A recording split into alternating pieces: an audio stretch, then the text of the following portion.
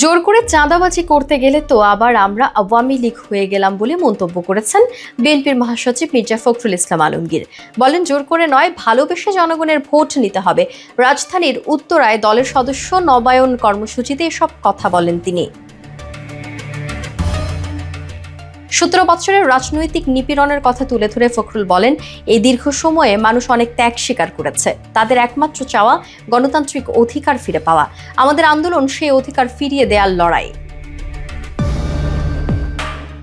তারেক রহমান ও প্রধান উপদেষ্টার সাম্প্রতিক বৈঠক প্রসঙ্গেও কথা বলেন ফখরুল। তিনি বলেন, এ ধরনের বৈঠক রাজনীতিতে বিরল, তবে বৈঠক নিয়ে অনেকে অসন্তুষ্ট।